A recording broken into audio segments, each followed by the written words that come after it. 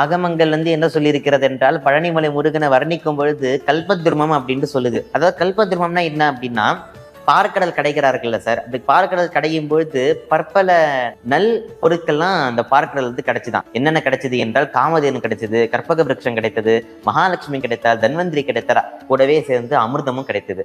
ஆக அந்த கற்பக விருட்சத்துக்கு என்ன ஒரு பலன்னா, அந்த கற்பக விருட்சத்துக்கு கீழே இருந்து நம்ம என்ன நினைக்கிறோமோ, நினைக்கிற மாத்திரத்திலே கொடுக்கக்கூடிய தன்மை உடையது அந்த கற்பக விருட்சம் சார். அதனாலதான் கல்ப திருமம் அப்படின்ட்டு ஆகமங்கள் பழனி ஆண்டவரை வர்ணிக்குது. என்னன்னா, நம்ம கேட்டது, நம்ம என்ன கேட்கிறோமோ அதை உடனே கொடுக்கக்கூடியவர் ஆண்டி கோலத்தில் இருக்கிற முருகர் அப்படின்ட்டு பழனி தண்டாயுதபாணியை வர்ணிக்கிறது ஆகமங்கள். நம்ம யோசிச்சு பாருங்க, நம்ம போய் சொல்லவே வேணாம். நம்ம மனசு என்ன நினைச்சாலும் வாக்கு ஒண்ணு சொல்லும். இப்ப கூட மனசு நான் ஒண்ணு நினைக்கிறேன், ஆனா என்னுடைய நாக்கு ஒண்ணு சொல்லிட்டே இருக்குது.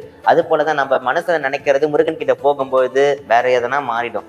ஆனா கற்பக விருட்சத்துக்கு கீழே இருக்கும்போது நம்ம என்ன நினைக்கிறோமோ அது உடனே அந்த கற்பக விருட்சம் கொடுக்கும். அந்த தண்டத்தை வைத்து நம்மளுடைய கர்ம வினைகள் எல்லாத்தையும் சோதித்து பார்த்து அதற்கேற்ப நமக்கு பலன்களை கொடுக்கின்றார். அதனாலதான் பேராசையை விட்டொழித்து நல்வழிகள் எல்லாரும் வாழணும் அப்படிங்கிறதுக்காகத்தான் ஒரு குரு ஒரு அந்த கையில தடி வைத்திருப்பார். அது போலதான் முருகப்பெருமான் நம்ம எல்லாரும் நல்வழிக்கு திரும்பணும் அப்படிங்கிறதுக்காக கற்பக விருட்சமாக இருந்தும் கையில ஒரு தண்டத்தை வைத்து அனுபூதி நிலையில இருந்து நம்ம எல்லாருக்குமே அந்த ஞானத்தை கொடுக்கிறாரு சார். முருகப்பெருமான ஆண்டி கோலத்தை தரிசனம் பண்றதுங்கிறது ரொம்ப ரொம்ப உத்தமம். கண்டிப்பா போய் தரிசனம் பண்ணணும்.